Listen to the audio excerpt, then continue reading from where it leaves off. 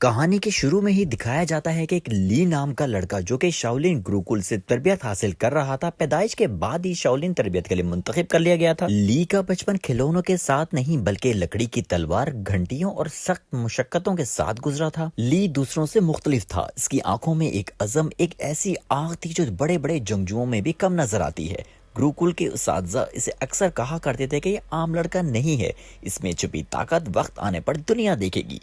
ली कभी ना थकता था, ना लड़ाई से डरता था, ना सर्दी से रोक सकती थी, ना भूख। इसलिए जिंदगी का मकसद एक ही था, खुद को बेहतरीन जंगजू बनाना। आगे चलकर हम देखते हैं कि शाओलिन गुरुकुल की सालाना लड़ाइयों की आजमाइश का दिन शुरू होता है। इसमें इसको टारगेट दिया जाता है कि ये अगर जीत जाएगा तो इसको एक स्कूल में दाखिला मिल जाएगा। लेकिन ली ये सोचने लगता है कि जो कि पहाड़ों की दुनिया से कभी बाहर नहीं निकला, उसको बाहर की दुनिया कैसी लगेगी। ली ने आंखें बंद की और सोचा, माफ करना उस्ताद, मैं जानता हूं कि मैं यहाँ का हूँ, इसी जमीन का, इस तरबियत का, लेकिन मुझे महसूस हो रहा है कि मेरे लिए कोई और रास्ता भी है। मुझे बाहर की दुनिया देखनी होगी। ली ने आंखें खोलकर देखा तो पहला हरीफ उसके सामने खड़ा था, ताकत, गुस्से में भरपूर। ली ने तेजी से छलांग मारी, फुर्ती दिखाई और जंग शुरू की। पहला वार बचाव, दूसरा वार जवाबी हमला, तीसरा वार हवा में घूमकर सीने पे जर्ब लगाई। चंद लम्हों में वो पहला जंगजू नीचे था, दूसरा जंगजू आगे बढ़ा। उसने तलवार के साथ ली की तरफ बढ़ना चाहा, लेकिन ली ने लकड़ी का नेजा उठाया और उसके ऊपर वार कर दिया।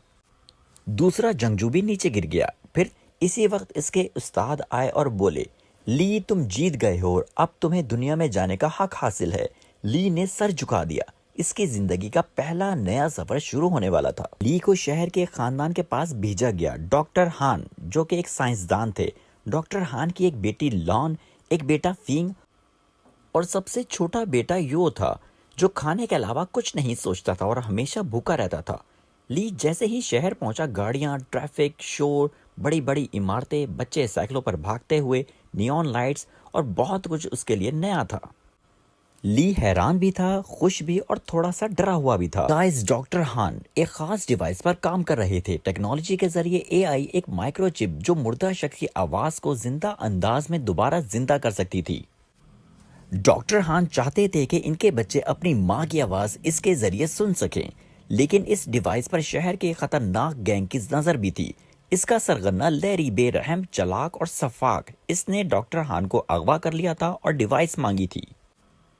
गाइस, डॉक्टर हान ने झूठ बोला कि ऐसी कोई डिवाइस नहीं है, लेकिन लैरी ने सीसीटीवी फुटेज में देख रखा था कि एक ऐसी डिवाइस है जो कि बच्चों के घर जा चुकी है। अब गैंग के दो नौजवान गुंडे सलूबी और फिस्ट डिवाइस चुराने निकल पड़े थे। गाइस, ये डिवाइस एक पांडा की शक्ल में थी।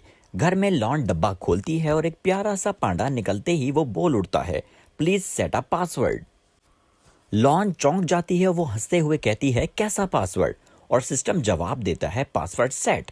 इसकी आंखें फटी की फटी रह जाती हैं जब पांडा में इनकी माँ की आवाज गूंजती है। यहाँ से सीन तब्दील होता है और एक सुबह दिखाई जाती है जिसमें तीनों बच्चे लॉन, ली और यू स्कूल जाते हैं। स्कूल में हर तरफ शोर मच जाता है, अरे ये शाओलिन बख्शू, बाइक किंगफू करके दिखाओ, ओए तुम क्या शादी कर सकते हो? ली हैरान होता है, मैं यहाँ पढ़ने आया हूँ या सर्कस में फंस गया हूँ?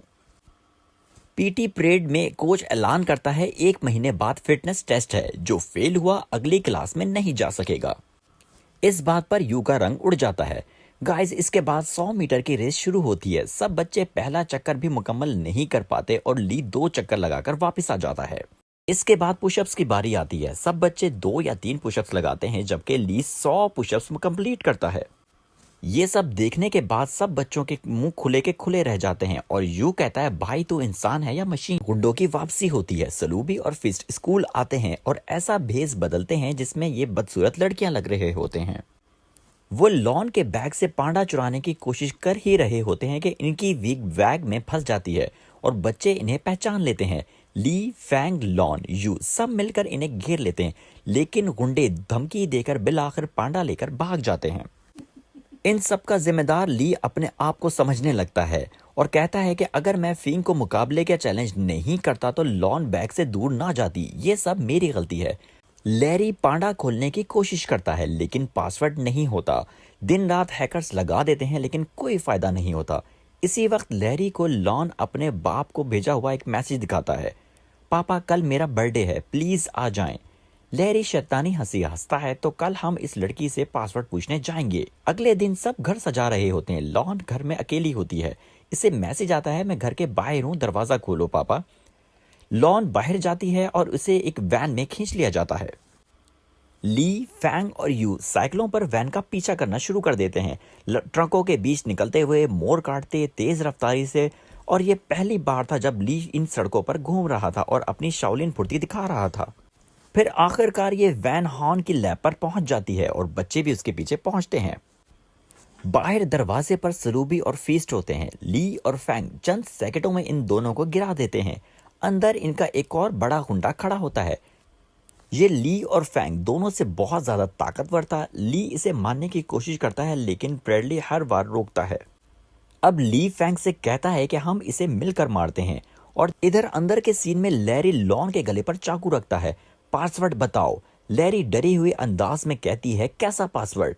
और जैसे ही वो ये अल्फाज बोलती है प्रोग्राम खुल जाता है। लैरी चीख उठता है। इसी लम्हे यू और डॉक्टर हान प्लान के मुताबिक इसे पीछे से धक्का देते हैं। लैरी गिर जाता है और में पुलिस आ जाती है और स्कूल में जश्न का समा दिखाया जाता है। प्रिंसिपल स्टेज पर आते हैं। हम बहादुरी की मेडल्स देते हैं ली को और यू को।